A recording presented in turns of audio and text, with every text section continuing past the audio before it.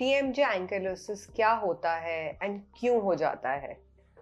Hi, I'm Dr. Shreya Krishna, your trusted oral and maxillofacial surgeon from New Delhi. इस video में मैं बताऊंगी कि TM जॉइंट एंकाइलोसिस क्या होता है एंड ये क्यों होता है, कैसे प्रिवेंट कर सकते हैं इसको एंड कैसे ट्रीट कर सकते हैं। TMJ एंकाइलोसिस का सिंपल मीनिंग हमारे TM जॉइंट, जो हमारे जबड़े के जॉइंट्स होते हैं जिससे हमारा मुंह ओपन एंड क्लोज होता है, उस जॉइंट का एंकाइलोसिस। एंकाइलोसिस का मतलब कोई जॉइंट अगर फ्यूज हो जाए। जॉइंट शरीर में बनाए जाते हैं मूवमेंट के लिए, दो हड्डियों को मूव करने के लिए एक जॉइंट क्रिएट होता है।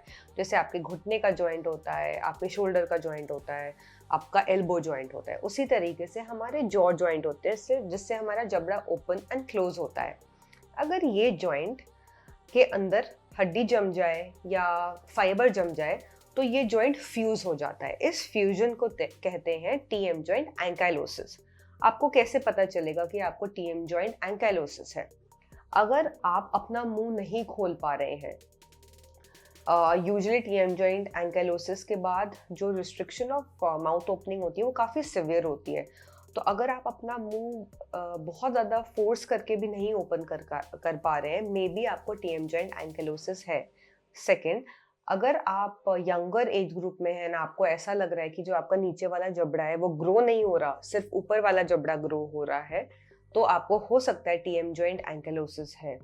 थर्ड, अगर आप यहाँ पे कुछ दो बहुत ही deep areas of the lower jaw देखें जहाँ पे थोड़ा ज़्यादा वो अपवर्ड्स के डायरेक्शन में आपको लग रहा है, तो हो सकता है आपको टीएम जॉइंट एंकाइलोसिस है।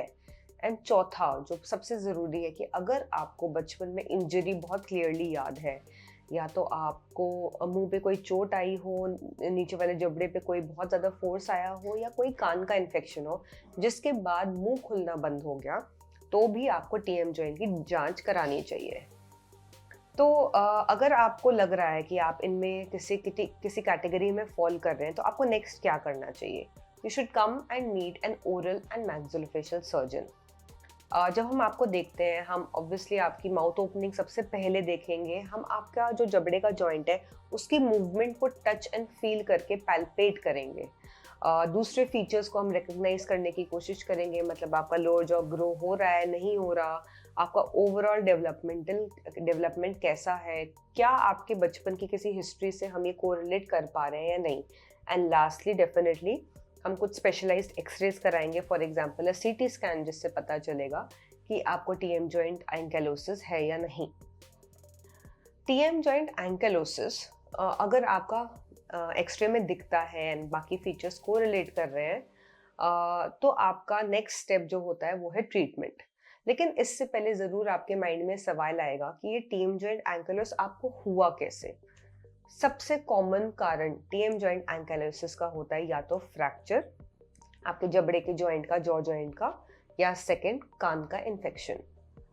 अब जब हम यंग होते हैं, मतलब 5 साल के अंदर होते हैं, तो जो हमारा कॉन्डाइल होता है, जो जॉ जॉइंट का मेन हड्डी होती है, वो बहुत ज़्यादा प्रोन टू फ्रैक्चर होती है। तो अगर हम अपने नीचे वाले जबड़े में कहीं पे भी कोई ज़्यादा फोर्स लगाएं, नीचे अपने मुंह के बल गिर जाएं या कोई हमें मुक्का मारे, तो सबसे इजीली फ्रैक्चर्ड जो एरिया होता है नीचे वाले जबड़े का, वो होता है कॉन्डाइल, जो हमारे जबड़े का सबसे इम्पोर्टेंट हिस्सा होता है।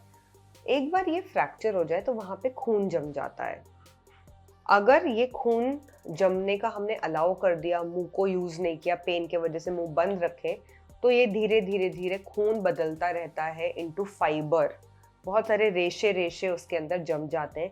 इन रेशों पे कैल्शियम आ जाता है एंड ये पूरा एरिया खून बनने से शुरुआत से हड्डी में कन्वर्ट हो जाता है। जब भी जॉइंट के अंदर हड्डी भर जाती है, नेचुरली फिर कोई मूवमेंट की स्कोप ही नहीं होती। इस फ्यूजन को हम कहते हैं टीएम जॉइंट एंकाइलोसिस। तो सबसे कॉमन कारण यही है कि कोई ना कोई कॉन्डाइल का फ्रैक्चर हुआ है। जो सेकेंड मोस्ट कॉमन है वो है ओटाइटिस मीडिया। दैट मीन्स आपके मिडिल ईयर का इन्फेक्शन, बचपन में अगर कान का इन्फेक्शन जो बहुत कॉमन होता है, अगर वो हुआ हो, तो अगेन कान के इन्फेक्शन की हीलिंग फेज में भी यही सेम फिनोमेना अराइज हो सकता है। तो समटाइम्स पेशेंट्स ये याद कर पाते हैं पूछने पे, समटाइम्स पेशेंट्स बिल्कुल भी कोरिलेट नहीं कर पाते कि कोई चोट भी लगी थी या कभी कान का इन्फेक्शन हुआ था। कारण जो भी हो, टीएम जॉइंट एंकाइलोसिस की ट्रीटमेंट लगभग सेम होती है। टीएम जॉइंट एंकाइलोसिस की ट्रीटमेंट के 2 गोल्स होते हैं। सबसे पहले माउथ ओपनिंग कराना, सेकंड जो जबड़ा जो छोटा हो जाता है इस हड्डी फॉर्मेशन के वजह से जो ग्रो नहीं हो पाता, उस चीज को नॉर्मलाइज करना। इसको करने के लिए सिर्फ और सिर्फ सर्जरी ही एक माध्यम है। सर्जरी में हम वो जो एक्स्ट्रा बोन जो वहाँ पे जम जाती है उसको हटाते हैं, उसकी जगह हम कोई सॉफ्ट टिश्यू, कोई मांस, आपके सिर के इस एरिया से लेके मांस या कोई अपने पेट से फैट लेके मांस बीच में घुसा देते हैं, ताकि फ्यूचर में चांसेस कि ये चीज़ वापस हो जाए वो आपकी नहीं हो। ये करने के बाद या ये करने के साथ साथ हम आपके जबड़े को भी वापस से लंबा करने की कोशिश करते हैं। ये तो या सिंगल स्टेप सर्जरी में हो जाता है या एक प्रोसीजर जो डिस्ट्रैक्शन नाम से जाना जाता है, जिसमें हम धीरे धीरे धीरे एक हड्डी के अंदर डिवाइस डाल के उसको डेली स्क्रू टर्न करके उसको धीरे धीरे ग्रो कराते हैं। ये दोनों ही बहुत common ways to lengthen the jaw होते हैं। अब लास्ट मैं ये बताना चाहूँगी कि एक बहुत इंपॉर्टेंट चीज़ है, जब भी आप टीएम जॉइंट एंकिलोसिस की सर्जरी करा लें उसके बाद एटलीस्ट 1 ईयर तक physiotherapy of the jaws is very important. Physiotherapy involves active opening and closing of the mouth. Daily आपको बहुत टाइम इस पे देना पड़ता है कि आप अपनी माउथ की एक्टिविटी एंड ओपनिंग क्लोजिंग करते रहें, सो दैट ये सर्जरी रिवर्स ना हो जाए। अगर आपको इस रिलेटेड और कोई भी डाउट्स हैं, please do leave a message. Thank you.